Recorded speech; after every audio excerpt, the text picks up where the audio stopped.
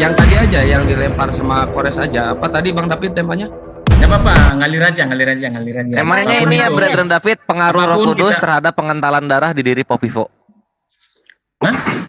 Janganlah Ibu, kasihan. Apalah si Jangan. Kores. apa temanya? Ya udah guru, Topiknya, kalau gitu ya udah topiknya. yang guru dah. Topiknya yang tadi aja Pak David. Yang dilempar tadi di WA. Apa tuh? Oke, baik. Ya, Dibacain aja Pak David. Bahasa apa kita? nih saya diberikan ini ya. Saya baca ya. Apakah Pak Pipo punya Roh Kudus? Kok lari ke sana lagi? Enggak Bang, bercanda. Bang. Jangan diganggu Ampun. Pak Pipo, beliau lagi konsentrasi itu. Ampun, Bukan ampun. karena kalau saya Ini saya baca ya. nggak ada yang clear itu yang sanggup kalau diskusi yang baik. Iya Om, ya Om. Ya, dibaca Pak David. Ya, siapa juru selamat sejati? Yesus atau ya Nabi Muhammad? Ya, menurut perspektif apalah ya. Wah, itu topik gua itu. Hah? Kenapa dikasih? Itu buat besok. Mana lagi? Aku nggak ada dikasih. Enggak, itu Ada buat dikasih besok sama sama yang kita lain. itu. Yang lain. Oh, saya nggak tahu lah. Coba yang oh, yang ini aja. Yang sudah ada itu yang aku nggak dapat karena ini yang aku dapat ini aku baca gitu. Ya itu topik dari aku buat kita Oh iya, besok. baik. Ya nggak apa-apa deh, biar Iya, ngalir aja. dia perdalam dulu, gitu maksudnya. Oh ya udah, Gurunda mau itu berarti ya. Ya udah gas. Enggak, saya ikutin aja iramanya teman kita kan. Ini apa? Bang Juma, selamat. Kenal ya? Bang Korban Juma? aja, korban. Siap, Korban aja sholat udah. nih. Salam kenal ya Bang Bang Juma. Iya, salam Ini baru kenal nih. Bro Saya David. juga Ya, baru di thank room you. ini. Siap.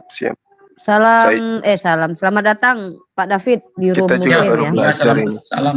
Selamat datang juga Ibu Rifa Oke. ya. Ya, saya Ibu Siren Sungkar ya. Siap kita diskusi. Berapa kali tanggapan ini Bang Zuma sama Bang David? Boleh tergantung moderator ya. 1 jam paling maksimal atau 1,5 jam atau 2 jam katanya Bang Zuma ada jadwal tadi. Pakai waktu, Iya, pakai saya timer, ada jadwal. pakai timer lah itu, jangan nanti Aduh merocok Om di Pipo tolonglah Om Pipo jagalah kesehatan dulu, pakai diam waktu lah, dulu. pakai waktu. Iya. Oke. pakai timer. Jangan bodoh David, pakai Iya, timer dulu, pakai kan timer. tadi saya Tolong lagi yang tanya. punya timer dibantu dong. Pak Tolipnya lagi sholat. Yang punya timer dibantu dong. Harus itu, karena nanti orang itu yang lorot. Iya, sebentar Pak Pipo, sebentar. Ayo. Jaga kesehatan Kalau lah. teman-teman Om kita Pipo. semua di sini Pak Pipo baik-baik semua ya teman-teman kita. Iya. Baik-baik kami loh Bang. Nah, Amin. ini timernya udah siap. Oke, Bang sudah. Biar nggak buang-buang waktu, kasihan Bang Zuma nanti ada ini juga, ada. Oke, mana timer di Bang Tol biasa? Aku cek dulu. Udah Saya pakai nggak timer, salah. pakai timer, buat timernya. Ya Allah, astagfirullahalazim. Opung. Pakai timernya, buat timernya. Iya. Kalau nggak ada timernya nanti kalian aja yang lorot La itu. ilaha illallah. Mana ini? Kok nggak nampak aku? Berarti timernya langsung saya screen aja nanti. Oke. Oke, Buat, langsung ya. Bang Zuma udah live? Semua udah live? Bismillahirrahmanirrahim. Berapa sesi, buat sesi ini biar La ilaha peraturannya. illallah. Astagfirullah. Pak Pipo jadi moderator lah. Pak Pipo, aduh, udah diam dulu. Itu timernya di itunya Bang Tolip. Lihat unik. Harus Oke, teratur lah, iya. teratur lah. Langsung ya. Apa salahnya kalau teratur kan Allahu bagus. Akbar. Astagfirullahaladzim. Buat timernya berapa? Timer sen biar di atas. Udah ini Om Pipo, ini saya mau opening loh, mau buka loh ini loh Om Pipo, sabar buat lah, dulu, jagalah buat dulu. kesehatan. Buat Udah, dulu. ini astagfirullahaladzim, tobat aku betul. Oke, a'udzubillahi minasyaitonirrajim, bismillahirrahmanirrahim. Assalamualaikum warahmatullahi wabarakatuh. Selamat sore, selamat malam, selamat pagi ya. Nanti kan diulang-ulang lagi nih ya, makanya selamat-selamat lah semua ya. Alhamdulillah rabbil alamin arsalallahu rasulahu bil huda wa dinil haq liyudhhirahu 'ala dini kulli walau karihal kafirun walau karihal munafiqun la nabiyya ba'da ma badu. Oke, teman-teman yang ada di live live YouTube-nya Zulkifli M Abbas, Triun Comment Center sama pengamat debat dan yang lain-lain dan Diva MOW. Kali ini kita kedatangan salah satu dia debater atau apologet atau ya salah satu praktisi kekristenan yang lumayan baru ya, mungkin baru pertama kali ini diskusi dengan Bang Zuma ya. Koreksi kalau saya salah. Kita berkenalan dengan beliau yaitu bernama Pak David. Kali ini temanya mengalir ya. Nanti teman-teman dengarkan saja. Karena di sini saya sudah azan, maka saya percepat saja openingnya dan saya persilakan kepada kedua belah pihak untuk memulai argumentasinya, opening statementnya. Silakan antara Bang Zuma dengan Bang David, silakan. Siapa yang mau duluan? Monggo. Ya, Ya, saya mulai ya. silakan. Saya aja mulai bisa. Silakan. Bu Gema. Silakan. Oke, Bang David sebagai tamu Tadi kita ya menarik persilakan. sekali. Terima kasih Monggo, teman-teman 5 menit. semuanya ya. Dimulai dari sekarang. Iya. Kita linearkan aja dengan bahasan yang tadi ya. Jadi darah Kristus ya, ini berkaitan nanti dengan arti keselamatan itu. Kemudian apa yang terjadi di gurun pada saat ya bangsa Israel berada di gurun keluar dari tanah Mesir. Di situ ada tabernakel ya, aturan-aturan sakral yang dibawakan Musa untuk bangsa Israel tentang pengampunan dosa. Ada darah, ada pengorbanan, ada penghapusan dosa, ya. Bagaimana aturan-aturan itu menjadi sakral dia, ya. Itu dilakukan terus-menerus apabila bangsa Israel melakukan kesalahan ataupun dosa, gitu kan. Pun begitu, apakah ya ritual itu, kesakralan itu, ya benar-benar menghapus dosa? Ya, Alkitab mencatat tidak ada seorang pun ya yang tidak berbuat dosa, dan tidak ada ya yang benar-benar mengklaim, menjamin bahwa dia itu benar-benar terhapus dosanya secara jaminan. Oleh karena itu jaminan ini menjadi penting karena dinanti-nantikan dia. Menjadi penting karena dinanti-nantikan, karena sangat serius masalah dosa ini. Dosa ini kan upahnya maut. Begitu, tidak hanya secara pengertian mati, tapi maut ini kan lebih ngeri gitu kan pemahamannya. Oleh karena itu penantian-penantian ini ya, yang akan menjamin benar-benar itu kan penantiannya panjang. Nanti setelah terlewati nanti kitab Maleaki, baru kepada nanti perjalanan lahirnya kisah Yesus di perjanjian baru. Begitu. Jadi memang darah ini menjadi sangat penting, begitu, karena berkaitan darah ini berarti berkaitan dengan tubuh manusia. Iya benar, begitu. Jadi ini menjadi suatu linearitas yang tidak bisa berdiri sendiri dia, tidak bisa berdiri sendiri dia. Jadi dia menjadi satu kesatuan utuh yang memang ini akan menjamin ya manusia itu akan diselamatkan, begitu. Karena keselamatan ini menjadi penting. Konsep keselamatan ini menjadi penting, begitu. Pertanyaan menjadi apa juga, apakah tadi di tabernakel itu atau di padang gurun itu tidak menghapus dosa, tidak menyelamatkan manusia, tidak. Itu hanya bayangan, begitu. Makanya ini menjadi satu kesatuan yang tidak boleh berpisah atau berdiri sendiri, ya. Itu nanti kepada Yesus dia nanti bahwa Yesus itulah satu-satunya ya yang menyelamatkan. Tidak hanya menyelamatkan, dia juga satu-satunya yang menyediakan tempat bagi orang percaya, ya, itu tempat surgawi, begitu. Jadi janji keselamatan ini, ya, janji keselamatan ini digenapi di dalam dia, digenapi di dalam dia. Oke. Yang menjadi menarik tadi begini, bahwa ini kan darah ini kan tertumpah, ya, untuk umatnya dan untuk setiap orang percaya. Ya. Tadi teman kita mengatakan bahwa Nabi Isa juga, gitu kan, ada berkaitan bersinggungan dengan perjalanan kisah Yesus, gitu. Saya bilang, apakah ada di kitab Al-Quran Nabi Isa itu, ya, dia mencurahkan darahnya, ya, dan perbuatannya itu benar-benar untuk menebus dosa umatnya, gitu. Kalau ada, berarti saya ingin mendalami, ada kesesuaian, ada korelasi. Tapi kalau tidak ada, berarti konsep keselamatan, konsep ketuhanan, konsep pengampunan dosa, ya, konsep darah, ya, sangat tidak linier, dengan apa yang dikisahkan tentang Nabi Isa yang ada di kitab Al-Quran. Begitu. Kalau ada, saya ingin lebih tahu. Demikian dulu penjelasan dari saya. Terima kasih. Silakan Bang Juma. Oke, tepat Iya. waktu ya. Silakan Bang Zuma untuk menanggapi 5 menit dari sekarang. Baik. Terima kasih atas kesempatan yang diberikan kepada saya. Jadi ini kita sedang membahas tentang apa tadi? Tentang kurban ya atau apa ya? Keselamatan. Oh, keselamatan. Baik.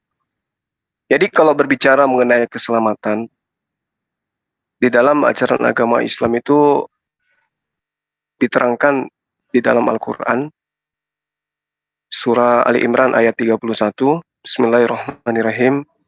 Qul in kuntum tuhibbunallah fattabi'uni yuhibbukumullah wa yaghfir lakum dzunubakum wallahu ghafurur rahim.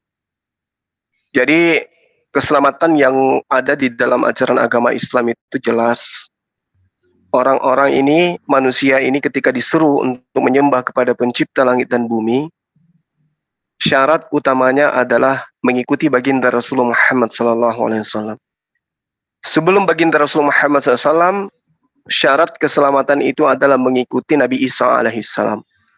Sebelum Nabi Isa alaihissalam, syaratnya itu mengikuti nabi-nabi sebelumnya. Musa, Daud, Salomo, termasuk Abraham. Itulah keselamatan di dalam agama samawi. Tidak kemudian bercampur aduk dengan ajaran-ajaran yang berasal dari bangsa lain, terkecuali dari Abraham, keturunannya secara turun-temurun. Jadi konsep ini kemudian yang dianut oleh ajaran agama Islam, sehingga umat Islam itu memahami bahwa keberadaan baginda Rasulullah Muhammad SAW sebagai juru selamat itu tidak bisa dipungkiri oleh siapapun. Karena keselamatan bagi kami umat Islam itu adalah mengikuti baginda Rasulullah Muhammad SAW. Namun yang perlu dipahami kemudian adalah Al-Quran menerangkan dalam surah Al-Anbiya ayat 25, wa ma arsalna min qablika mir rasulin illa nuhi ilaihi annahu la ilaha illa ana fa'budun. Bahwa seluruh nabi sebelum Rasulullah Muhammad SAW itu diutus oleh Allah untuk mengajak kaumnya masing-masing menyembah hanya kepada Allah. Jadi kalau ada kemudian orang yang mengatasnamakan firman Tuhan tapi tidak mengajak menyembah kepada pencipta langit dan bumi, malah mengajak menyembah kepada ciptaannya, maka itu sudah keluar dari ajaran samawi. Itu keluar dari ajaran para nabi. Makanya Al-Quran menerangkan walikulli qaumi had. Dan bagi tiap-tiap kaum ada yang memberi petunjuk. Nah, ini yang kemudian ingin kita bahas, bahwa keselamatan di dalam ajaran agama Islam itu adalah ketika mengikuti baginda Rasulullah Muhammad SAW. Dan ketika mengikuti baginda Rasulullah Muhammad SAW, maka semua komponen ajaran-ajaran tauhid yang diajarkan oleh para nabi, termasuk Isa alaihissalam yang kemudian disebut Yesus dalam agama saudara kita Kristen, maka poin-poin itu kemudian menjadi pondasi kuat di dalam menanamkan akidah kepada setiap umat Islam. Bahwa Nabi Isa alaihissalam itu adalah utusan Allah yang kemudian ditolak oleh Bani Israel, yang mengajak Bani Israel menyembah hanya kepada Allah, dan mengajak Bani Israel untuk mengimani dirinya sebagai utusan Allah kepada Bani Israel. Nah, terkait dengan yang saudara kita sampaikan barusan. Kalau kemudian darah yang menjadi dasar pijakan untuk menyelamatkan manusia, saya menyikapi begini. Allah Subhanahu wa Ta'ala dalam hal ini pencipta langit dan bumi, atau yang kemudian disebut oleh Bani Israel dengan sebutan Hasem atau Yotepave atau Elohim, itu memperlihatkan sisa-sisa ajaran kepada kita dari kitab terjemah yang kita miliki, yang kita punya, yang sering kita baca, menerangkan bahwa ketika Bani Israel itu terjerumus ke dalam dosa, maka yang menjadi penebus dan pendamai mereka adalah darah binatang. Tidak ada di antara mereka yang diajarkan untuk menggunakan darah manusia. Meski manusia itu kemudian dikatakan dia adalah domba, dia adalah lembu, dia adalah singa atau apapun itu. Itu tidak dianut oleh ajaran samawi. Contoh, bagaimana ketika Yesus di dalam pengajarannya kepada murid-muridnya menunjukkan bahwa seorang pelacur, seorang sundal, seorang pemungut cukai atau rentenir, menurut pengajaran beliau, itu bisa masuk ke dalam surga tanpa adanya penebusan darah berupa darah manusia. Boleh dilihat dalam Matius 21 nomor 31. Siapakah di antara kedua orang itu yang melakukan kehendak ayahnya? Jawab mereka yang terakhir, kata Yesus kepada mereka, aku berkata kepadamu, sesungguhnya pemungut cukai dan perempuan-perempuan pelacur akan mendahului kamu masuk ke dalam kerajaan Allah. Pelacur mendahului masuk surga. Oh, saya lupa kalau pakai timer, silakan. Waktunya Ya, habis ya, oke.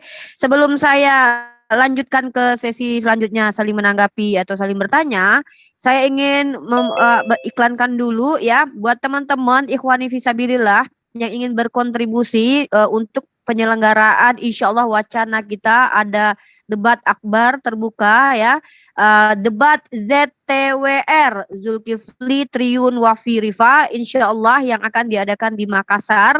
Bagi teman-teman yang ingin berkontribusi baik di channel Zulkifli M. Abbas, Triyun Slayer ataupun Rifa MOW atau Neja Media Channel, silakan salurkan ke rekening MMCI dengan kode-kode yang sudah dituliskan di di YouTube saya ya, silakan dibaca. Kemudian silakan nanti juga bisa dilaporkan kirimannya ke nomor WhatsApp yang sudah tercantum ya. Kalau nomor saya ada ya paling atas, pojok paling atas, bukan pojok, paling atas itu nomor WhatsApp yang bisa dikonfirmasi.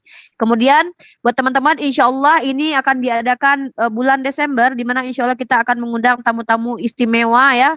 Dan saya berdoa dan saya juga minta support teman-teman semua, semoga ini terlaksana insya Allah. Benar ya Bang Zuma ya? Konfirmasi Bang Zuma? Insya Allah. Insya Allah kita mengadakan rencana dan Allah lah yang mengizinkan atau tidak. Kalau Allah izin maka ini terlaksana. Yang penting kita berupaya, oke? Nah, jadi teman-teman silahkan berkontribusi dengan catatan ya. Saya gampang sekali. Bisa teman-teman klik dolar juga asal teman-teman kasih tulisan di bawah bahwa ini untuk debat terbuka Makassar. Jadi biar saya tahu dan saya catat, nanti saya bisa keluarkan gitu. Kalau misalnya kesulitan untuk kirim ke rekening atau lebih mudah untuk pakai stiker, monggo silakan. Asal ditulis ya biar tidak terjadi kesalahpahaman. Nanti difoto. Setelah ditulis langsung difoto di live komennya lalu dikirim ke WhatsApp saya agar tidak terjadi kesalahpahaman. Oke, itu saja mungkin iklannya dan ini di sini Klaten kebetulan sudah azan maghrib ya, dan silahkan Bang David untuk menanggapi dan saya akan langsung lemparkan saja nanti ke Bang Zuma karena saya harus sholat maghrib dulu. Silakan Bang David untuk memulai sesi kedua yaitu saling menanggapi lagi tadi opening statement dan nanti langsung disambut saja oleh Bang Zuma karena saya pamit izin sholat maghrib dulu. Silakan, terima kasih. Ya, baik. Terima kasih, Dek. Ya, terima kasih Bu Rifa. Ya. Keselamatan. Silakan, Bang. Ya, keselamatan yang disampaikan ya, oleh para nabi di kitab Perjanjian Lama itu, ya, sudah saya katakan tadi, itu adalah bayangan, indikasi, ya, petunjuk kepada Yesus yang benar-benar adalah menyelamatkan korban yang benar-benar berkenan bagi Tuhan. Jadi di sini memang ya, bahwa aturan yang tertulis di kitab hukum Taurat itu sebagai cerminan bangsa Israel untuk mengenal siapa dia dan bagaimana dia berinteraksi dengan kaumnya dan orang-orang di luar kaumnya. Karena nama Tuhan ya berdiri di tengah-tengah mereka, karena apapun yang mereka lakukan, katakan, ucapkan, itu senternya adalah citra Tuhan atau berkenan dengan nama baik Tuhan. Oleh karena itu, Tuhan kudus. Karena dia kudus, dia memberikan hukum Taurat untuk menguduskan bangsa itu, ya, supaya bangsa itu ya, memperlihatkan kepada orang-orang di luar kaum mereka bahwa mereka menyembah Tuhan yang kudus karena mereka menyimpan atau hukum yang ada pada mereka itu adalah kudus bagi mereka. Karena itu sangat super ya, sangat begitu hebatnya itu hukum itu. Tapi apakah itu benar-benar menyelamatkan atau benar-benar menghapus dosa? Ya, ternyata itu hanya bayangan sebagai petunjuk kepada Yesus nanti yang akan menggenapi itu semua. Dan kalau begitu,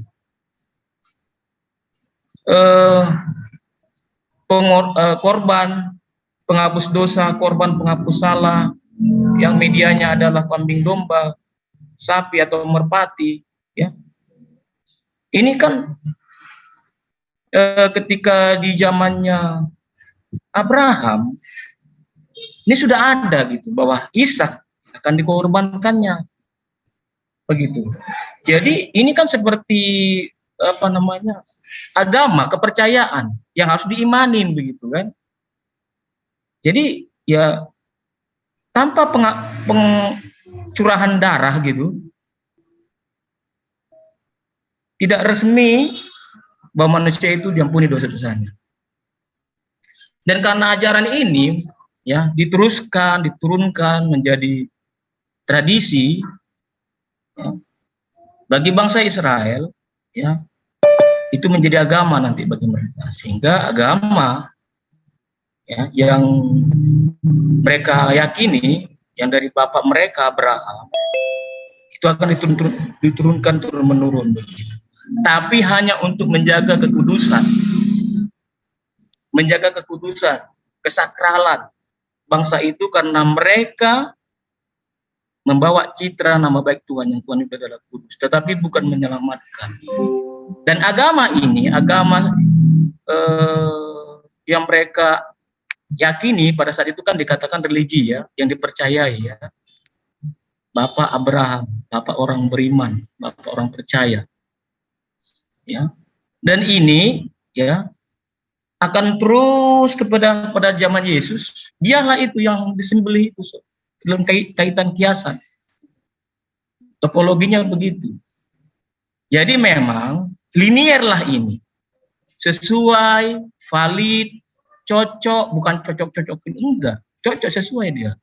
Memang darah itulah harus tercurah, pembuktian manusia itu dihapus dosa-dosanya. Dan itu bukan karena Tuhan itu atau Yesus berdosa atau dari dia jadi terkutuk, bukan. Itu inisiatif. Inisiatif Tuhan sendiri ya, melalui tubuh Yesus digenapilah apa yang dituliskan tentang dia, mulai dari Kemah Suci Tabernakel sampai kepada kitab perjanjian baru. Demikian, silakan. Oke, baik. Terima kasih Saudara David atas paparan saudara ya. Saya menghargai karena itu adalah pola yang kemudian dibangun oleh ajaran gereja awal mula terhadap konsep keselamatan. Nah, yang kita lihat saat sekarang ini adalah ketika Al-Quran itu menjelaskan keselamatan itu adalah atiullah wa atiur rasul. Keselamatan itu tidak di luar daripada hasil ketaatan kepada Allah dan hasil ketaatan mengimani Rasulullah sebagai utusan Allah. Jadi dalam ajaran Islam itu masih seiramah dengan ajaran para nabi, di mana Yesus juga mengajarkan keselamatan hidup kekal itu adalah mereka mengenal engkau satu-satunya Allah yang benar dan juga mengenal aku sebagai utusanmu. Jadi di situ belum ada bahwa keselamatan itu nanti akan diperoleh dengan cara darah manusia dikucurkan atau pembunuhan terhadap manusia yang kemudian manusia ini disebut sebagai anak domba untuk kemudian menebus dosa manusia. Nah, di dalam pengajaran Al-Quran, keselamatan itu diperoleh hanya dengan mentaati perintah Tuhan.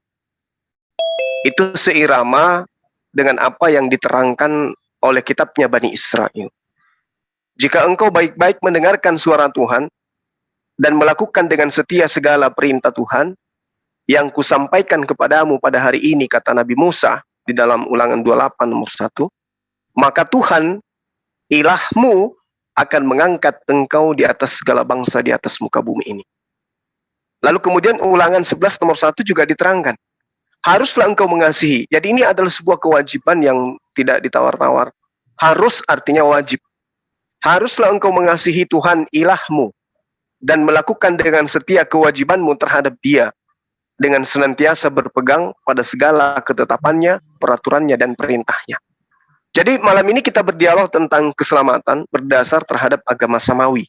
Jadi kita tidak mengada-ngada, tidak menjagokan iman kita karena kita mengimani iman tersebut, tetapi kita berdasarkan data yang ada.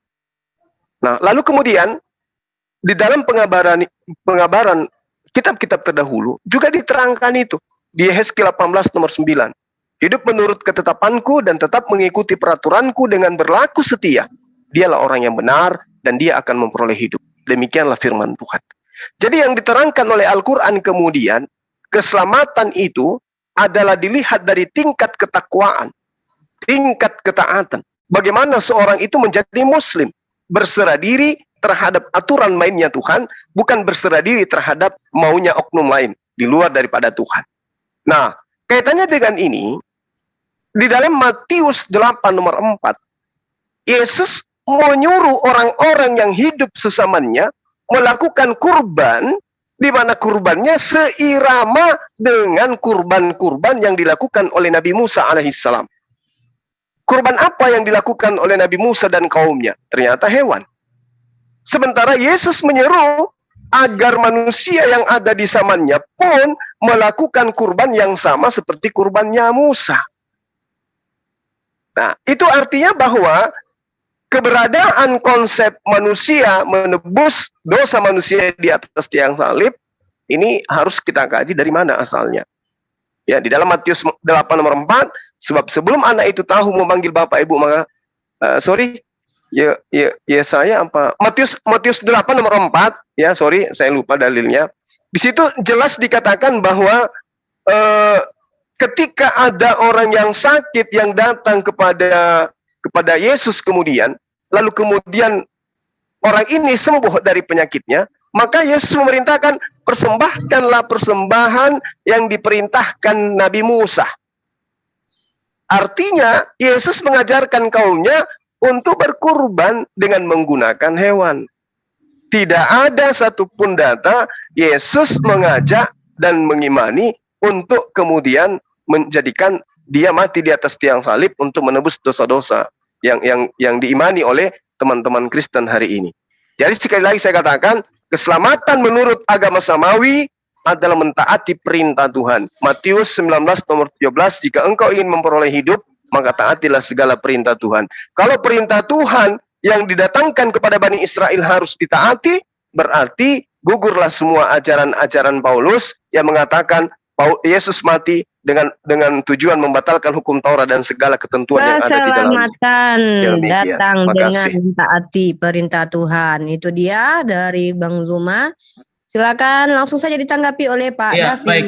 Ya, saya kurang setuju tadi Bang Zuma mengatakan bahwa ajaran keselamatan ini adalah turunnya dari ajaran bapak-bapak gereja pada saat itu. Tidak, ini kan dia Alkitabiah begitu kan?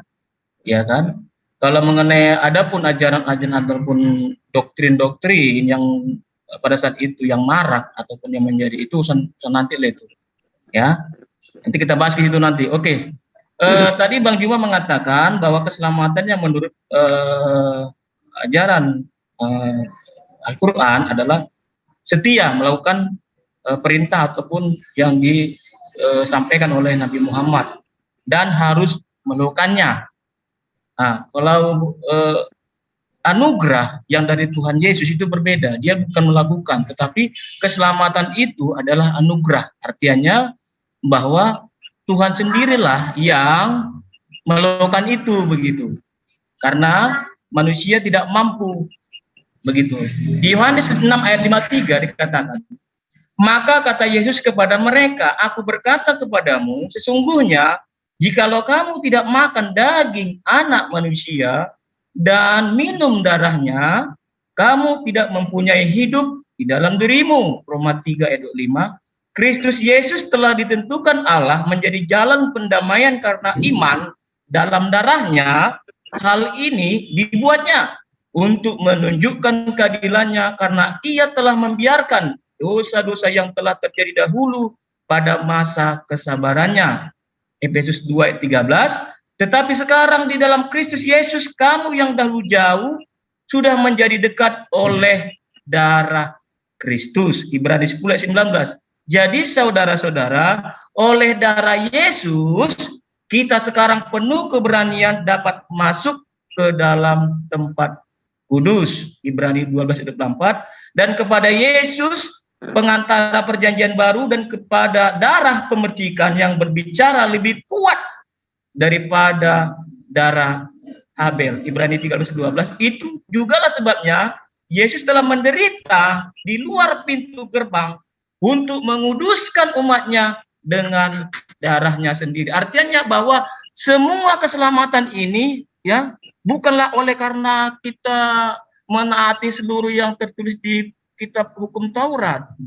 Tidak. Semata-mata hanya karena gift, pemberian, anugerah, kasih karunia Tuhan saja begitu. Dia yang mengampuni, dia yang mengorbankan dirinya, dia yang mengambil alih hukuman itu di bawahnya di kayu salib. Dan memang apa yang kita lihat bersama di kayu salib itu memang dia kan menumpahkan darahnya karena penyiksaan-penyiksaan itu. Karena aturan yang berlaku pada saat itu bahwa dia harus ditusuk lambungnya sehingga keluar ya kan darah. Jadi memang konsep keselamatan ya menurut yang tertulis di Alkitab adalah keselamatan itu adalah anugerah. Hanya oleh karena beriman kepada Yesus, bukan karena perbuatan baik, bukan karena kita setia di dalam perkara-perkara perbuatan baik. Tapi keselamatan itu menjadi sangat sakral ketika kita beriman bahwa Yesus itulah satu-satunya yang memberikan dirinya sendiri oleh karena kehendaknya, ya kehendak dia sendiri, inisiatifnya, makanya diberikanlah Yesus mati di kayu salib untuk mengampuni dan menebus dan menyelamatkan orang-orang yang berdosa. Terkait iman, apakah pada saat Yesus di kayu salib itu sudah menghapus dosa semua umat? Semua umat, tidak terkecuali, tidak terkecuali. Dan sebelum ketika pada zaman-zamannya Adam termasuk semua dari Alfa dan Omega itu termasuk. Cuman menjadi pertanyaannya, bagaimana kalau bagi mereka yang tidak percaya? Tuhan lagi-lagi adalah sangat menghormati free will, kehendak bebas. Manusia berbebas untuk menentukan arah hidupnya, imannya, keselamatannya. Tapi apakah setiap orang itu sudah diampuni dosa-dosanya? Sudah selesai. Tidak ada lagi bicara dosa. Yang adalah bicara apakah menerima, percaya atau tidak. Itu sekarang yang menjadi masalahnya. Tapi teman kita tadi, Bang Juma mengatakan bahwa di Islam harus mengikuti apa yang menjadi ketetapan peraturan yang tertulis di perintahnya Muhammad. Demikian. Oke. Baik, makasih Bang David. Dinda sini. Uni Rifa gimana? Saya lanjut. Timernya gimana? Dek, timernya Dek. Oke, baik, makasih. Jadi saya menghargai apa yang sahabat saya uraikan, ya, saudara saya uraikan. Hanya saja kalau kita melihat daripada data yang ada di kitab saudara, ternyata itu tidak berkesesuaian dengan ending daripada keselamatan yang kemudian digembar-gemborkan terhadap umat Kristen. Kenapa? Karena diterangkan dalam kitab saudara, manusia itu diupah berdasarkan atas perbuatan masing-masing. Bukan karena rahmat, bukan karena sesuai yang Anda ucapkan tadi. Ya, tetapi atas perbuatan. Wahyu 22 nomor 12, Wahyu 2 nomor 23, dan banyak data-data yang kemudian diterangkan di kitab saudara, baik perjanjian lama maupun perjanjian baru, bahwa Tuhan akan mengupah manusia berdasarkan atas perbuatan masing-masing. Bahkan di dalam suratnya Paulus, Roma 2 nomor 6 pun masih ada indikasi kuat itu, bahwa dia akan membalas setiap orang menurut perbuatannya. Nah, jadi yang tadi itu gugur. Nah, justru kalau manusia diupah dengan perbuatan, maka benarlah apa yang diterangkan oleh Al-Quran dan perjanjian lama. Itu. Benarlah apa yang diuraikan oleh para nabi. Haruslah engkau mengasihi Tuhan ilahmu dan melakukan dengan setia kewajibanmu terhadap dia dengan senantiasa berpegang pada segala ketetapan peraturannya dan perintahnya. Nah, lalu kemudian ending yang dikatakan dalam Yeskiel 18 nomor 9, hidup menurut ketetapanku dan tetap mengikuti peraturanku dengan berlaku setia, maka orang itu adalah orang benar dan orang itu pasti memperoleh hidup. Jadi ini data, ini dalil. Sementara konsep keselamatan tentang darah penebusan Yesus itu datangnya dari Paulus. Paulus dilahirkan di Tarsus. Kita tahu, Tarsus merupakan pusat penyembahan dewa. Dewa yang saya maksud di sini adalah dewa mitra. Ya. Bagaimana kemudian konsep dewa? Itu jelas menerangkan bahwa dewa ini, dewa mitra ini, adalah dewa yang diimani jauh sebelum Paulus itu tiba di Tarsus. Itu orang-orang di sana sudah mengamini. Bahkan arkeolog memperlihatkan bahwa Tarsus adalah pusat kegiatan penyembahan kepada dewa mitra sampai dengan keruntuhan kerajaan Romawi. Nah, ciri ini paling jelas dari penyembahan dewa mitra adalah upacara meminum darah sapi atau meminum secangkir anggur yang melambangkan darah. Nah, artinya bahwa di dalam 1 Korintus 10 nomor 16, bukankah cawan pengucapan syukur yang atasnya kita diucapkan syukur adalah persekutuan dengan darah Kristus? Bukankah roti yang kita pecah-pecahkan adalah persekutuan dengan tubuh Kristus? Ini surat Paulus terhadap orang yang ada di Korintus dan diaminkan oleh orang-orang yang ada di Indonesia ini. Lalu kemudian di dalam Lukas 22 nomor 19 sampai nomor 20 diterangkan begini. Lalu ia mengambil roti, mengucap syukur, memecah-mecahkannya dan memberikannya kepada mereka. Katanya, inilah tubuhku yang diserahkan bagi kamu. Perbuatlah ini menjadi peringatan akan aku. Demikian juga dibuatnya dengan cawan sesudah makan. Ia berkata, cawan ini adalah perjanjian baru oleh darahku yang ditumpahkan bagi kamu. Harusnya kalau teman-teman Kristen ini menelaah data ini dengan teliti, mau mencontoh kepada Yesus, maka cukuplah roti, cukuplah anggur sebagai apa yang diteorikan dan dipraktekkan oleh Yesus. Karena Yesus mengatakan di dalam pengajaran Yohanes 14 nomor 12, barang siapa yang mengikuti aku, barang siapa yang percaya kepada aku, maka dia akan melakukan pekerjaan-pekerjaan yang juga aku lakukan. Apa yang Yesus lakukan? Apa yang Yesus lakukan? Inilah tubuhku yang diserahkan bagi kamu. Perbuatlah ini menjadi peringatan akan aku.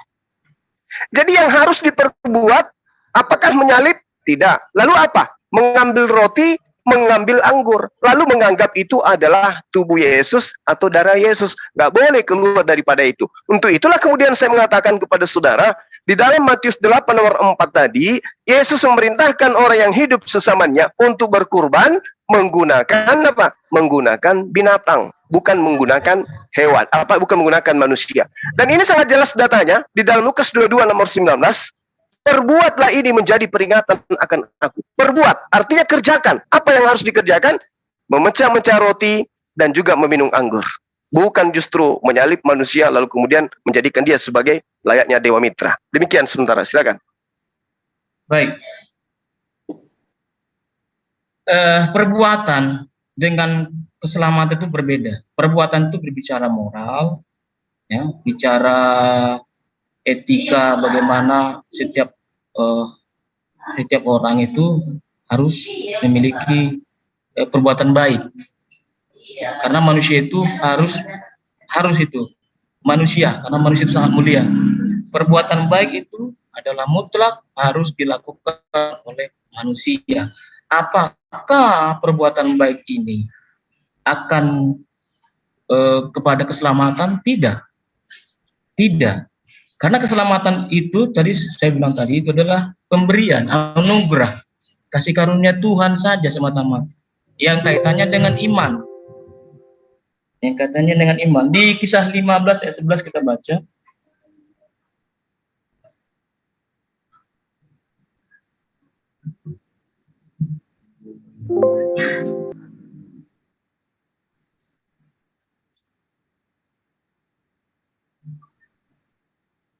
Ya, Silakan. Ada nggak nampak ini apa? Kisah Para Rasul 15 ayat 11.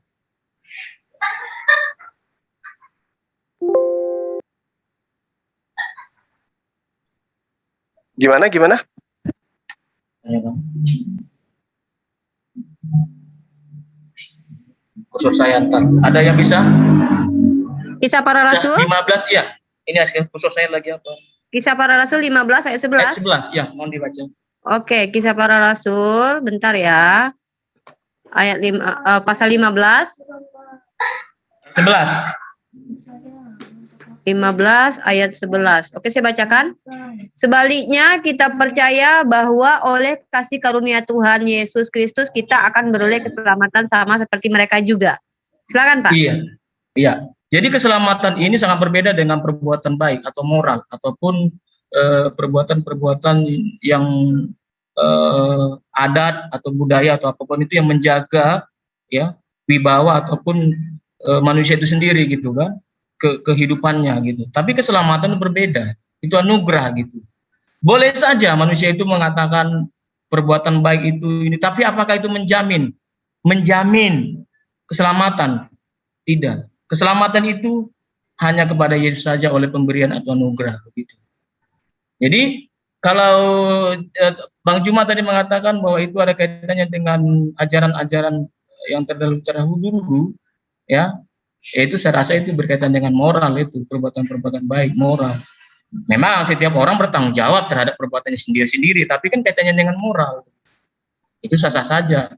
Tapi untuk memahami tentang keselamatan, ya, satu keselamatan yang ditawarkan Yesus kepada setiap orang, tidak ada ini, ya, itu gift pemberiannya anugerah, ya, itu berlaku untuk semua orang, gitu. Tidak ada harus perbuatan baik, gitu.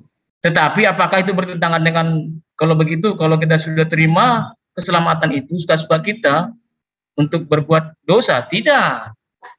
Karena dia tidak bertentangan dengan perbuatan baik atau moral itu, begitu. Tetapi dia menguatkan, begitu.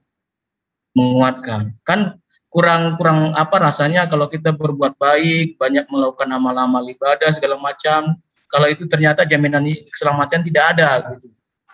Tetapi ketika jaminan keselamatan ini, ya, sudah diberikan dengan cuma-cuma, ya, dengan cuma-cuma, maka perbuatan baik itu akan menguatkan, begitu. Artinya semakin baik manusia itu, karena dia sudah diselamatkan dengan cuma-cuma, tidak harus berlelah-lelah, ya, mengeluarkan banyak tenaga, energi. Kalau hanya fokusnya saja kepada perbuatan baik, mengesampingkan keselamatan itu sendiri. Anugerah itu adalah pemberian dengan cuma-cuma. Setiap orang boleh menerima itu dan mengimani itu, begitu. Makanya Tuhan katakan, sudah merdeka orang-orang yang diselamatkan. Kamu sudah merdeka. Merdeka di sini bukan merdeka untuk suka-sukanya berbuat di luar perbuatan baik, begitu. Sah-sah saja setiap orang berbuat baik. Itu harus, karena kaitannya dengan manusia. Tetapi apakah itu menjamin keselamatan? Tidak, gitu. Karena keselamatan itu adalah anugerah, cuma-cuma, free gift. Pemberian dengan cuma-cuma, begitu. Jadi keselamatan itu hanya di dalam iman Yesus. Terima kasih. Oke, baik. Jadi kalau saudara mengatakan bahwa keselamatan itu anugerah, itu juga tidak keliru. Kenapa? Karena Allah menganugerahkan keselamatan kepada hambanya yang taat menjalankan perintah. Anugerah nggak diberikan kepada mereka yang tidak taat pada perintah. Yesus ketika datang, Rasul Muhammad SAW ketika datang, mengajak Bani Israel, kalau baginda mengajak seluruh manusia untuk mentaati perintah Tuhan. Ajaran yang mengatakan perintah Tuhan telah dihapuskan, dibatalkan, itu muncul belakangan. Karena ingin menjajakan Yesus sebagai penebus. Nah, kalau sebagai Kristen, saya menghargai iman saudara memang kayak begitu. Makanya saya sering mengatakan ketika saya melakukan dialog ya dengan teman Kristen. Untuk apa ada gereja? Untuk apa ada sembahyang di Kristen? Tidak perlu. Karena Kristen itu sudah ada anugerah buat mereka, keselamatan itu ada. Jangan dikotori lagi kemerdekaan, kebebasan itu dengan amalan-amalan. 1 Yohanes 2, anak-anakku, hal ini kutuliskan kepadamu supaya kamu jangan berbuat dosa. Namun jika seorang berbuat dosa, kita mempunyai seorang pengantara pada Bapa, yaitu Yesus Kristus yang adil. Dan ia adalah pendamai untuk segala dosa kita.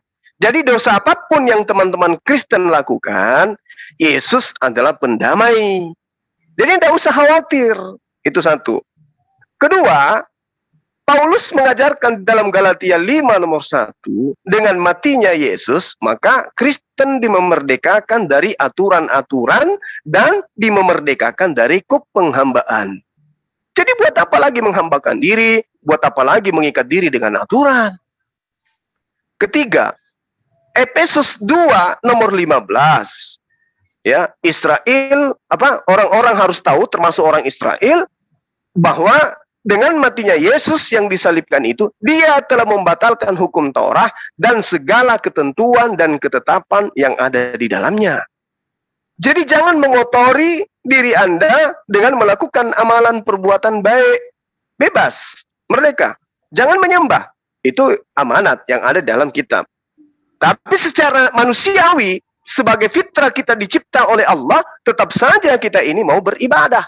Tetap saja kita ini mau menyembah. Oleh karena itulah kemudian dalil ini nggak cocok. Dalil yang tadi yang memerdekakan, membebaskan, membatalkan hukum Tuhan itu nggak cocok. Yang cocok itu adalah hukum Tuhan itu berlaku sampai selama-lamanya. Makanya Tuhan mengatakan di dalam Ulangan 27 nomor 26, terkutuklah orang yang tidak menepati perkataan hukum Taurat ini dengan perbuatan. Dan kalimat terakhirnya mengatakan, seluruh bangsa harus berkata amin. Jadi seluruh bangsa di atas muka bumi ini mengaminkan ya agar orang yang meninggalkan hukum Tuhan di dalam perjanjian lama itu terkutuk.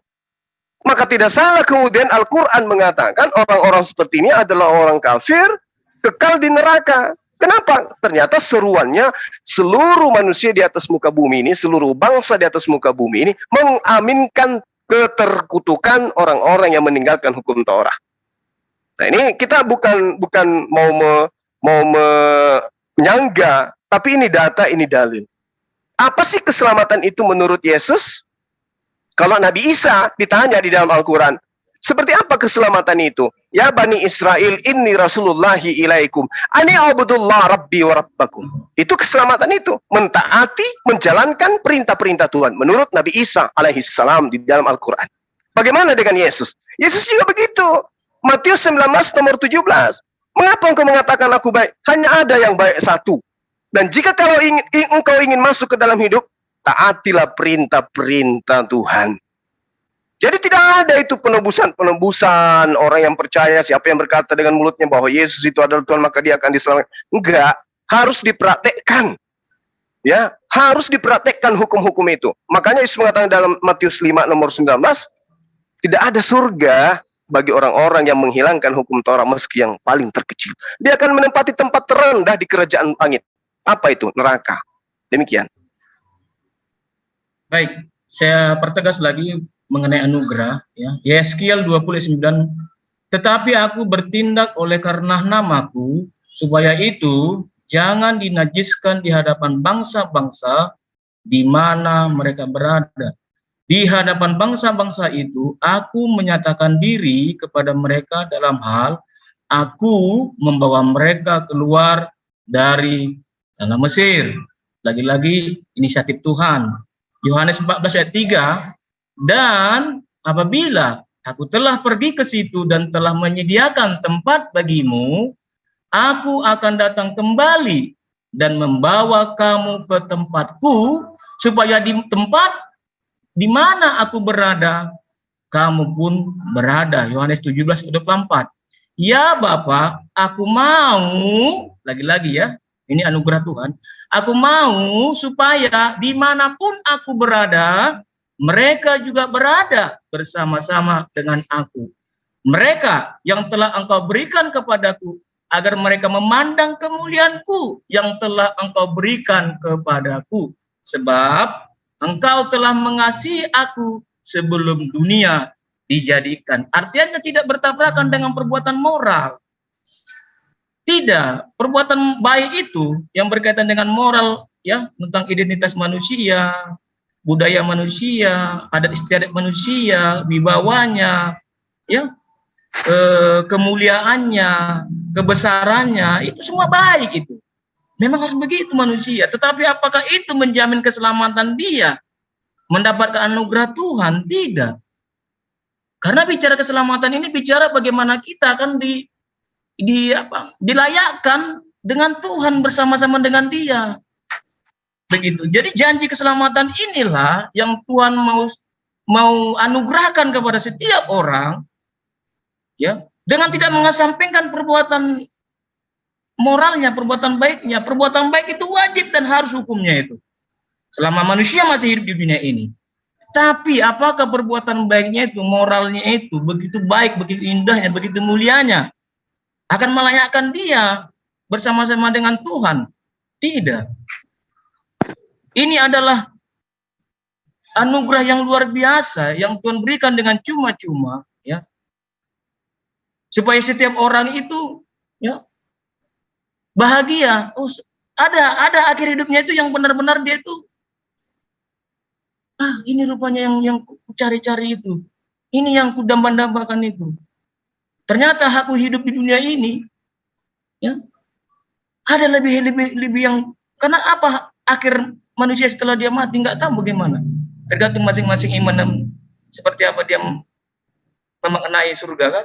Tetapi dalam konteks Yesus jelas dikatakan yang sudah saya bacakan tadi. Inisiatif, lagi-lagi inisiatif Tuhan. Dia itu bukan karena perbuatan baik, nggak ada dikatakan karena mereka sudah baik Tuhan. Karena mereka sudah ini konteks doa tadi, ya, sudah melakukan hukum Taurat. Tidak.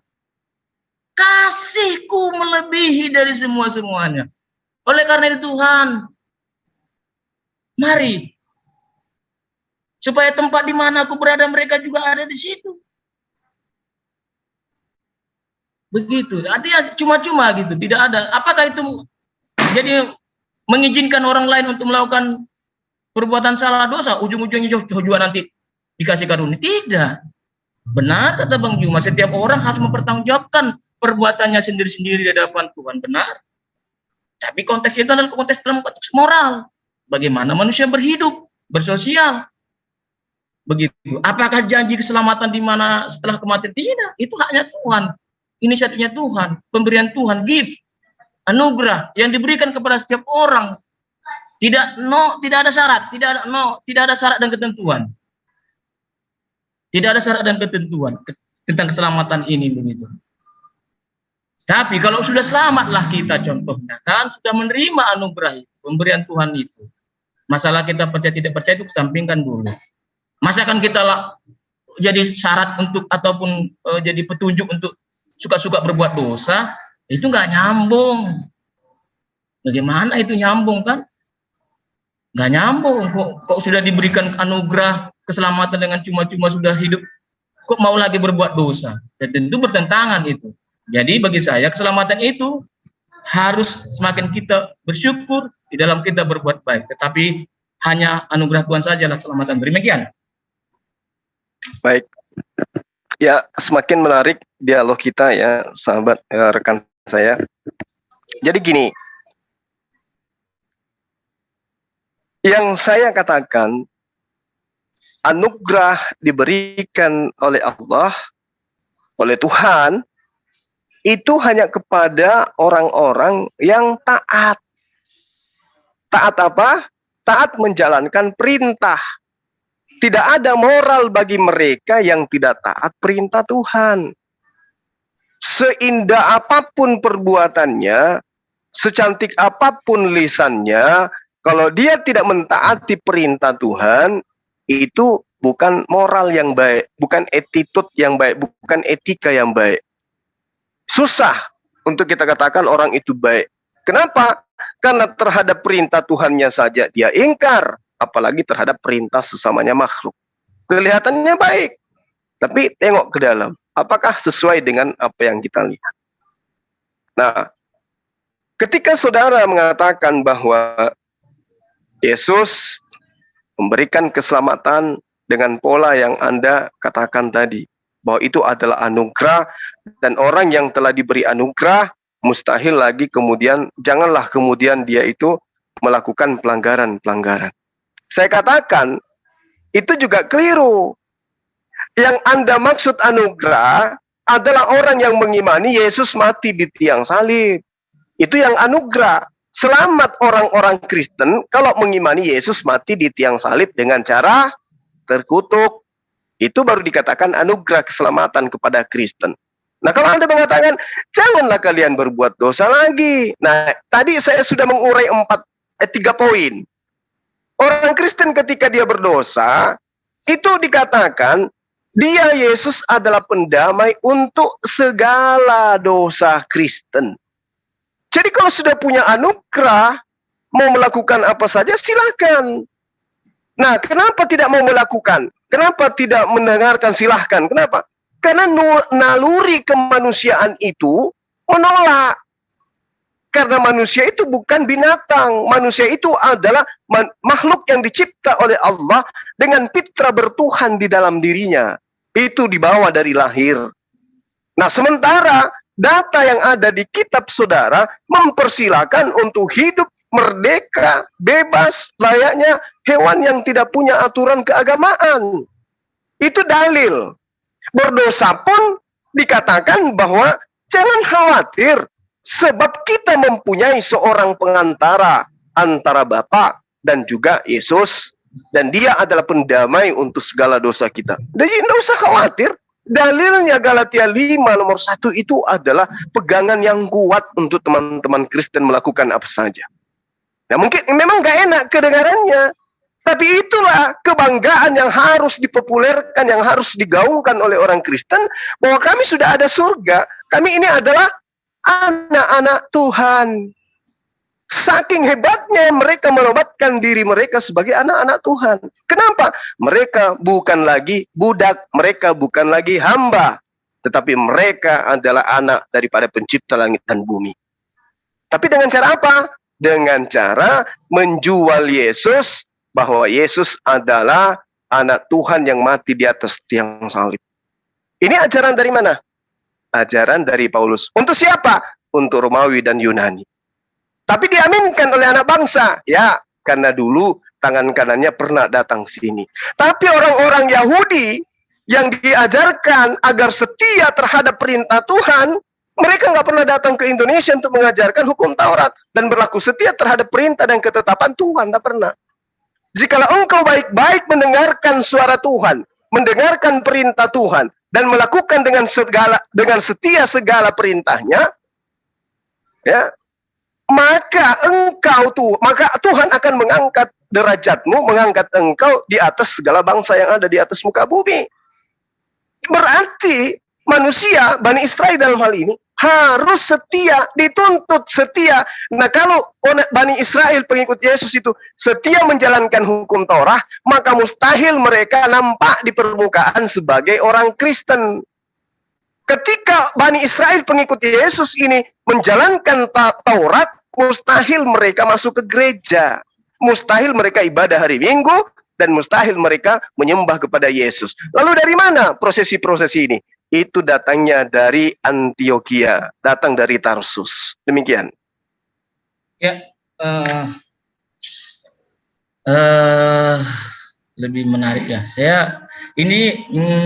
Saya mohon kepada Bang Juma, kalau ada memang keselamatan ataupun sesuatu yang begitu agung dan mulianya, ya, yang bisa kita dengar bersama, bagaimana keselamatan itu menjadi begitu agungnya, begitu kan, dari persepsi atau perspektif Al-Quran, begitu. Jadi itu lebih enak begitu kan. Jadi ada yang bisa dibandingkan begitu. Jadi Bang Juma, saya mohon juga kalau Abang tidak percaya konsep keselamatan yang saya bacakan tadi itu Anda. Tapi kita kan ingin mau bagaimana keselamatan ini gimana sih menurut tadi saya ungkap keselamatan itu anugerah ya sudah saya bacakan begitu. Jadi adalah baiknya bijak kalau Bang Juma itu memberikan dalilnya yang seperti tertulis di Al-Quran begitu. Oke, jadi karena memang ini keselamatan ini kan setiap orang boleh mengimani itu yang saya sampaikan dengan ayat tadi begitu. Nggak diimani juga nggak apa-apa begitu, nggak dipercaya juga nggak apa-apa. Ya. Dianggap itu juga nggak penting kali, itu nggak berguna sama saya karena itu tidak cocok, itu nggak apa-apa, terserah ya. Tapi dalam konteks kita berdialog, berdebat pada saat ini, saya mohon juga adalah baiknya bila Bang Juma itu memberikan dalil juga konsep keselamatan menurut versi Alkitab. Oke, saya teruskan. Di Yohanes 17 ayat 17 dikatakan lagi-lagi tentang keselamatannya. Kuduskanlah mereka dalam kebenaran, firman-Mu adalah kebenaran. Ya, lagi-lagi Tuhan yang melakukan pengudusan ini. Sama seperti Engkau telah mengutus aku ke dalam dunia, demikian pula aku telah mengutus mereka ke dalam dunia. 19. Dan aku menguduskan diriku. Ini dia. Ini lagi-lagi tidak ada apapun di sini yang boleh dikaitkan. Langsung Yesus sendiri menyampaikan, dan aku menguduskan diriku bagi mereka supaya mereka pun dikuduskan dalam kebenaran, bukan karena perbuatan hukum Taurat. Dan bukan untuk mereka ini saja aku berdoa. Makanya saya katakan tadi, terbuka untuk setiap orang. Tetapi juga untuk orang-orang yang percaya kepadaku oleh pemberitaan mereka, supaya mereka semua menjadi satu. Sama seperti Engkau ya Bapa di dalam aku dan aku di dalam Engkau, agar mereka juga di dalam kita, supaya dunia percaya bahwa Engkaulah yang telah mengutus aku. Ya, tidak ada di sini yang perlu diapakan, mau dipaksa, enggak ada. Supaya mereka ya juga kita ya bersama-sama. Aku telah memberikan kepada mereka kemuliaan yang Kau berikan kepadaku, supaya mereka menjadi satu sama seperti kita adalah satu. Aku di dalam mereka dan Engkau di dalam aku, supaya mereka sempurna. Ini dia. Kata sempurna di sini, inilah yang menjadi titik klimaks arti keselamatan itu. Supaya mereka sempurna menjadi satu, agar dunia tahu bahwa Engkau yang telah mengutus aku dan bahwa Engkau mengasihi mereka sama seperti Engkau mengasihi aku. Lagi-lagi anugerah, kasih karunia. Ya, bukan karena perbuatan baik, tapi tidak menentang perbuatan baik itu. Memang manusia berbuat baik. Begitu. Ya Bapak, aku mau supaya dimanapun aku berada, mereka juga berada bersama-sama dengan aku. Mereka yang telah Engkau berikan kepadaku, agar mereka memandang kemuliaanku. Jadi yang datang kepada Yesus, yang datang kepada anugerah itu, walaupun dia sudah melihat Yesus itu mati di kayu salib, disalibkan terang-terangan, ya, tetapi jika dia menolak anugerah itu, menolak kemurahan itu, menolak kasih karunia itu, juga Tuhan tidak merasa harus menghukum hak mereka itu. Lagi-lagi free will, kehendak bebas. Tetapi yang datang kepada Tuhan akan dipelihara sesuai dengan imannya, bukan karena dia melakukan perbuatan baik. Ya Bapa yang adil, memang dunia tidak mengenal Engkau, tetapi aku mengenal Engkau dan mereka ini tahu bahwa Engkaulah yang telah mengutus aku. Dan aku telah memberitahukan namamu kepada mereka. Dan aku akan memberitahukannya supaya kasih yang Engkau berikan kepadaku ada di dalam mereka dan aku di dalam mereka. Terima kasih. Terima kasih. Bang Juma. Baik, sebelum lanjut ke Bang Zuma, ada tawaran dari pihak penyelenggara Zoom ya, MDM. Apakah Bang Zuma dengan Pak David ingin lanjut terus menanggapi atau mau ada sisi TikTok? Kita lanjut lagi gimana ini sudah? Gimana Bang Juma? Kita rest, tapi nggak tahu. Saya ikut aja deh. Saya ikut. Saya mohon juga Bang Juma, maksud saya gini, Saya juga kan sudah diingatkan sama istri saya supaya mandi. Oke. Iya, Kira-kira iya, berapa iya, menit lagi betul, mungkin udah Bang? Maksudnya kalau mau Bang lanjut David? kita nanti lanjut ke jam berapa gitu Bang. Oh, Yang lainnya silakan oke, lanjut gitu. oke. Kalau Bang Enggak, Juma ini kira-kira berkenan, silakan. Bang David punya berapa menit lagi waktunya? Atau kita selesai atau bagaimana? Saya ikut aja Bang, soalnya jam Iya. 8 enggak saya. Ya siap lah, ya saya juga harus menghormati istri saya. Lanjut ke Oke, TikTok berarti aja. tidak Uni. ada sesi untuk TikTok atau gimana? Langsung Ada TikTok nanti saja. dah di jam 8 Langsung nanti saja. seperti Bang Juma katakan. Oh, nanti berarti. Gimana Bang Iya kan Ahmad Debat? pertemuan kita bukan. Tapi saya mohon terakhir. kepada Bang Juma tolong dalilnya juga sampaikan. Iya, iya. Oke. Baik, berarti ini langsung closing statement. Nanti teman-teman ya, hari ini tidak ada sesi TikTok karena beliau Ya nanti jam Bang David 8 ataupun Bang malam Zuma nanti, ya. punya acara juga setelah ini. Bang Zuma nanti jam 8 ada debat juga ya Bang Zuma ya dengan Bang David juga. Bukan, ya udah. kan. Saya ikut Dari aja, ini, ikut aja. dengan orang Nanti berbeda. Bang Juma kalau saya Pendeta debat nanti jam Ari 9, Ali. jam 10 saya mau ya. Oke, siap Bang Zuma. Nanti selesai Bang Zuma Ya. dengan lawan diskusinya yang dijadwal dengan jam 8. Bang David siap untuk Ya siap, ikut aja. mungkin ke ranah Tapi mohon TikTok ya, share atau linknya di saling WA tanggapan tadi ya Bang David. Satria. Baik. Oke Bang Satria ya, di apa ya? Oke, kalau begitu ini sesi tanggapan kembali atau langsung closing statement? Bagaimana ini Bang Nah, Satria? udah, saya rasa nanti kita lanjut jam 8. Nanti jam setelah Bang Juma selesai tadi berdebat itu ada apanya? Lawannya nanti debat. Oke, Setelah berarti itu, closing saya statement. tunggu aja nggak apa-apa. Siap. Ya. Oke, ada Bang- Pak Jordan juga itu bisa di ini sama Pak Jordan. Pak Jordan dilanjut tuh. Bagaimana Bang Zuma? Bang Zuma soalnya jam 8 nanti acara debat juga ini. Oh iya, gimana Bang Juma, masih ada waktu? Kalau yang mau ditutup, Bang, nggak apa-apa, tutup aja. Nanti kita kan terakhir besok, lusa dan seterusnya kita akan selalu berdialog gitu. Ya, Pak Pipo sebentar dong, jangan diam dulu Pak Pipo. Udah gatal nih kayaknya Pak Pipo mau lawan Bang Juma nih. Oke, sebelum closing statement saja. Pak Pipo saya nanti Dari Ya, sebelum closing statement kedua belah pihak, bagaimana mungkin ada tanggapan dari Pak Pipo atau Pak Tobat, mungkin sepatah 5 patah kata mungkin, silakan Pak Pipo. Pak Jordan kali, bukan Pak Tobat. Oh ya, sorry, Pak Jordan atau Pak Pipo, monggo.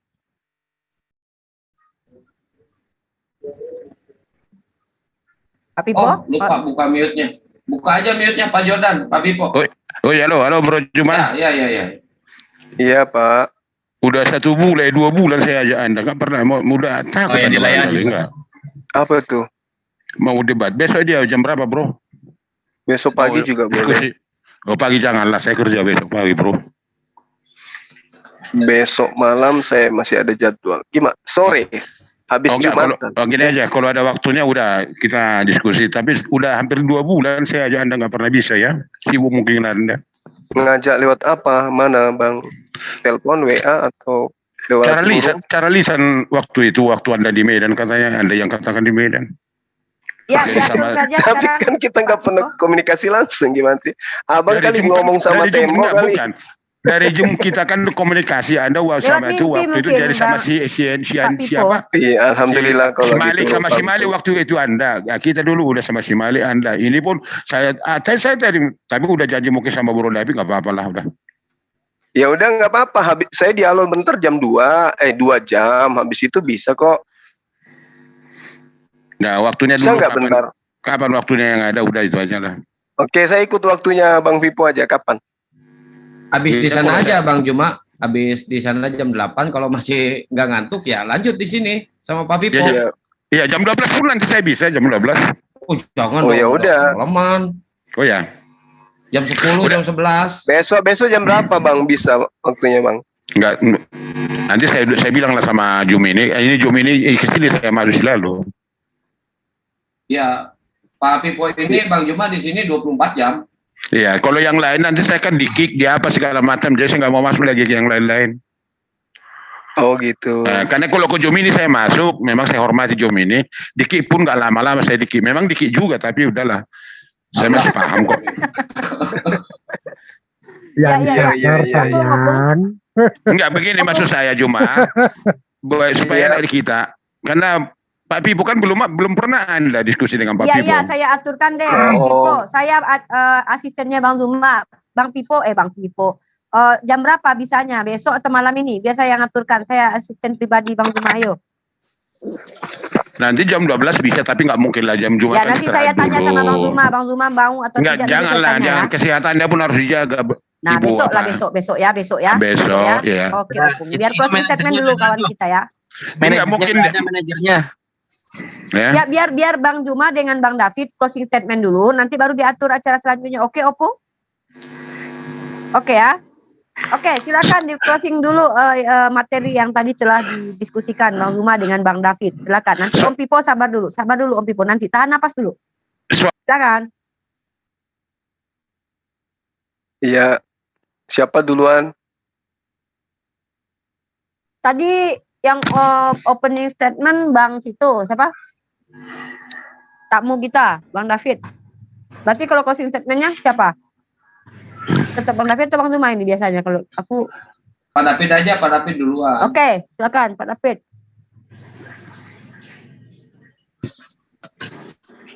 Pak, kayaknya langsung mandi Pak Davidnya. Pak David. Pak David. Monitor. Oke, langsung aja Bang, di closing aja Bang. Baik.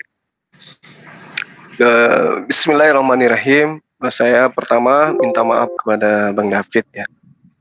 Kalau tadi itu kebanyakan berbicara mengenai Bible, tapi itu juga saya lakukan oleh karena di Islam Al-Quran menerangkan tentang Nabi Isa bahwa dia hanya menyeru kepada Bani Israel untuk menyembah kepada Allah. Diterangkan dalam Al-Quran, Bismillahirrahmanirrahim, wa izqala Isa bin Maryam ya Bani Israel inni rasulullahi ilaikum musaddiqan lima baina yaday minat Torah wa mubasysyiran bi rasul ya'ti min ba'di ismuhu Ahmad. Falamma ja'ahum bil bayyinat qalu hadza sihrun mubin. Nah, artinya bahwa cakupan daripada keselamatan di dalam Islam itu adalah melaksanakan perintah Tuhan yang kemudian perintah-perintah ini terkait dengan kemaslahatan umat manusia dalam hubungannya antara manusia dengan Tuhannya, manusia dengan sesama manusia.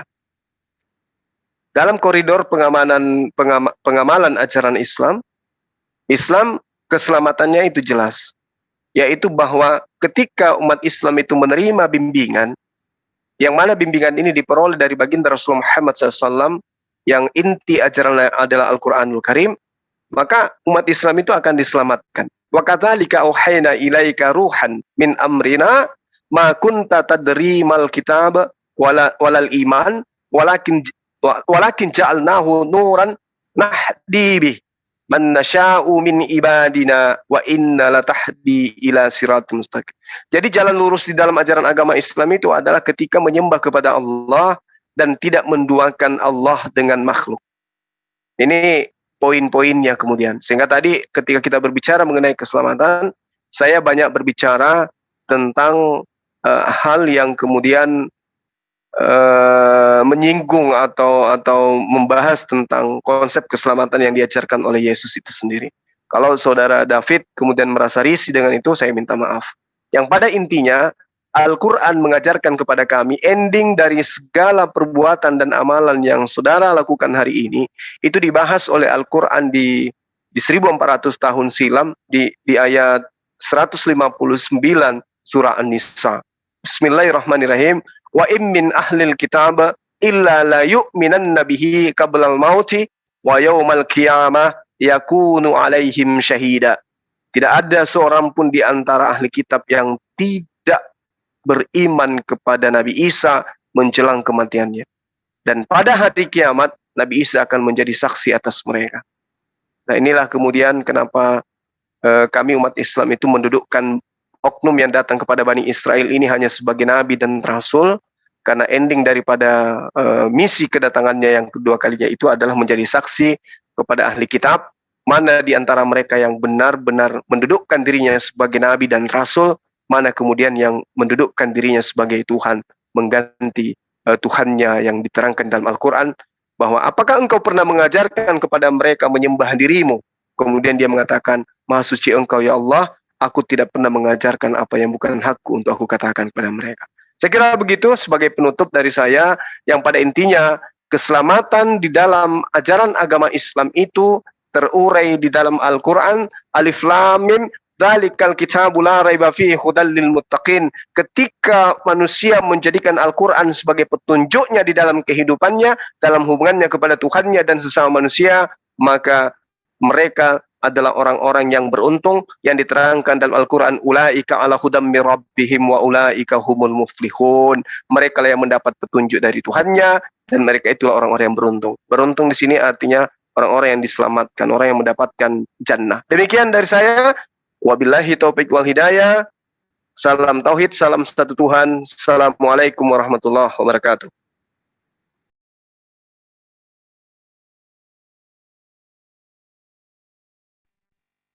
Silakan pada teman yang lain, Saudara David, atau mungkin Pak Pipo mau menggantikan Pak David dalam closing ini, silakan. Enggak. Udah lanjut aja yang lain. Pak Jordan, Pak Jordan mau menggantikan closing Pak David, Pak Jordan. Pak Jordan, silakan dibuka mute-nya. Baiknya. Terima kasih. Ya, silakan Pak Jordan. Saya nggak nyimak. Jadi mau bilang apa? Saya nggak bisa. Siap. Nggak usah sih Pak Pipo mungkin atasnamakan dari kekristenan Pak Pipo. Aturan closing dulu untuk penutup hari ini Pak Pipo. Enggak lah. Orang Pak David tadi yang diskusi, kenapa saya harus closing? Pas, nggak ada. Pak Davidnya ya, mana? atau Om Pipo mau ngasih uang saya mungkin 5 juta? Berifa sama Pak Davidnya mana sih? Lagi mandi Pak Jordan. Oh, oke. Saya ganti closingnya aja. Closing aja Pak Jordan, mungkin Pak Jordan silakan. Oke, terima kasih. Iya. Saya cuma mengganti Pak David yang lagi sibuk. Jadi dalam beberapa menit saya menyimak diskusi yang sangat menarik antara Ustadz Suma bersama teman saya Pak David. Itu sangat baik. Dan semoga lewat channel ini dapat menjadi saluran berkat untuk bagi yang beragama Islam, dan bagi Kristen juga mendapatkan berkat di sana. Jayalah channel ini dan dapat memberikan edukasi yang baik kepada masing-masing yang terlibat di dalam diskusi ini teristimewa.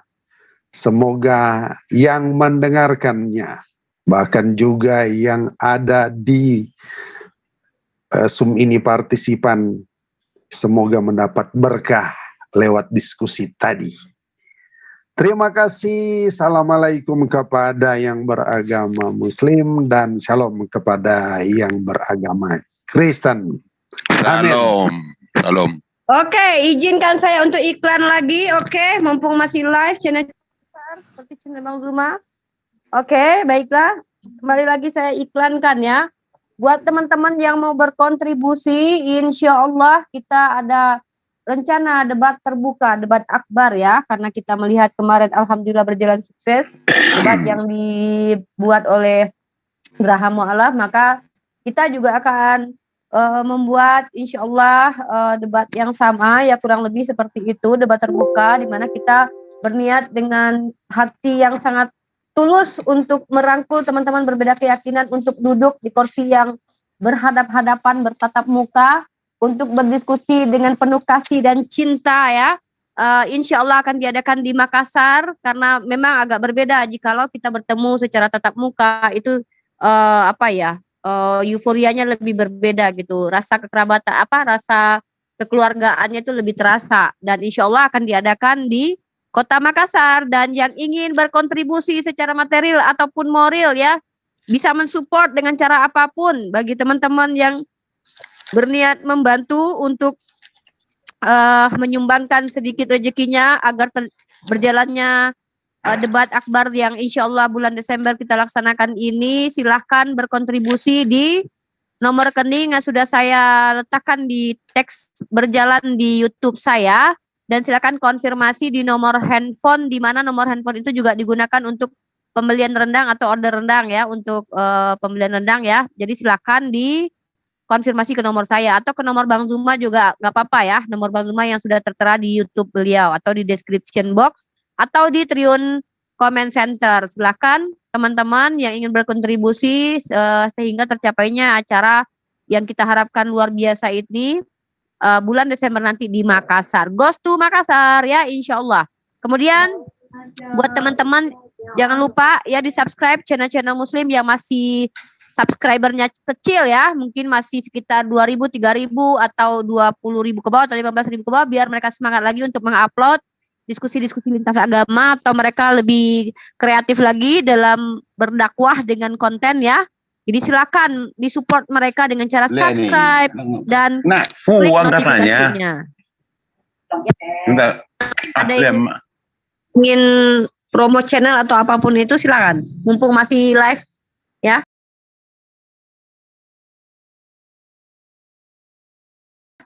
Silakan Pak Budak Angon.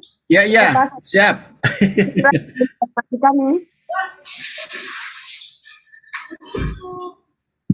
Ya, mungkin itu saja ya. Itu saja dari saya iklan atau Bang Zuma ada yang ingin disampaikan lagi mungkin? Sudah ya? Sementara itu aja dulu, Dek. Oke, untuk sementara itu dulu dan nanti jangan standby teman-teman ya. Nanti ada lagi diskusi Bang Zuma. Jangan lupa dipantengin terus ya, ditonton terus channel Zulkifli M Abbas dan channel-channel yang ikut serta melive-kan juga. Nanti jam 8 ya, Bang Zuma insya Allah juga akan mengadakan diskusi dengan siapa Bang Zuma nanti? Pendeta Ali kayaknya, Eli ya. Dengan Pendeta Ali. Wah, jadi teman-teman siap-siap yang rokok ambil rokok, yang ada kalau acara. Kalau nggak salah yang kemarin ini deh, yang kemarin moderator saat saya dengan MYM kayaknya. Oh, Pendeta Albert Rumampak ya? Oh, beda. Oke, beda. Oke. Yang jelas teman-teman dimanapun berada yang sedang nyetir, hati-hati nyetirnya sambil hidupkan YouTube-nya biar dapat ilmu juga apa yang kita diskusikan manfaat ya. Dan juga buat Pak Pipo sehat selalu Pak Pipo ya. Jangan marah-marah terus. Mana katanya Pak Pipo? Tambah merdu suaramu saya lihat. Maka